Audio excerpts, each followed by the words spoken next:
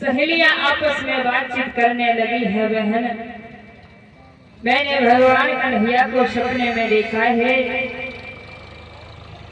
क्या बताएं बहन,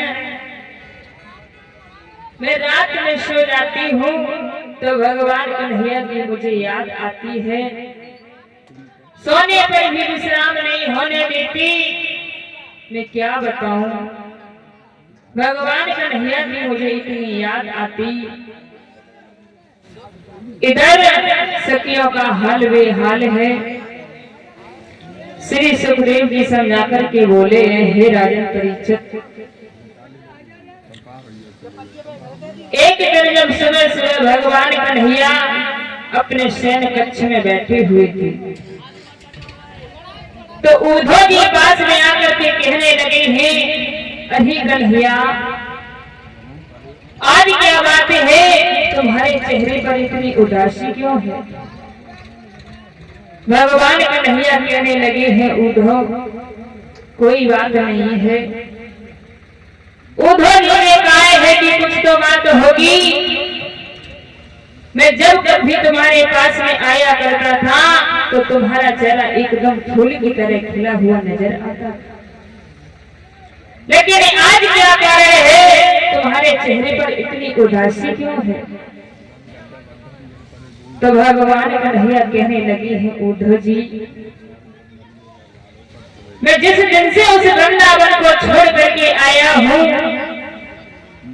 और तब से मैं लौट करके नहीं गया।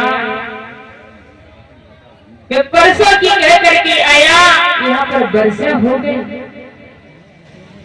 बाबा नंद, माँ यशोदा, गोपी ग्वालों का क्या हाल होगा? कहने लगी है भगवान कन्हैया, उद्धव जी मैं सदियों से माखन छीन छीन करके खाया करता था और ग्वालों के साथ में गायों को चराने जाती थी। मुझे वो दिन याद आते हैं। और भगवान कन्हैया समझा करके बोले हैं, उद्धव जी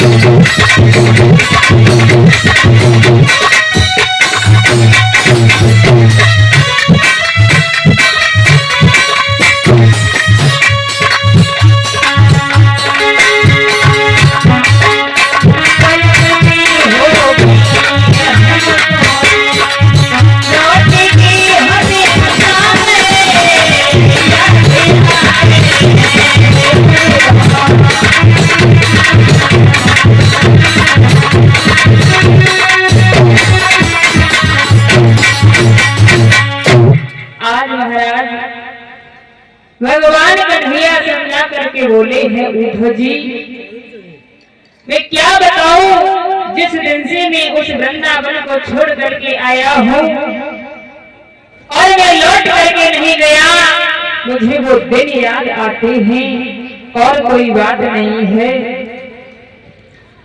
तो महाराज उद्धव जी जो थी कहने लगे हैं, प्रभु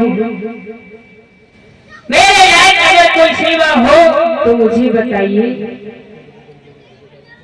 भगवान कन्हैया कहने लगे हैं, उद्धव जी तुम मेरा एक काम कर दो। उद्धव जी कहने लगे हैं, क्या? तो भगवान कन्हैया कहने लगे हैं, उद्धव जी तुम उस वृंदावन में चले जाओ।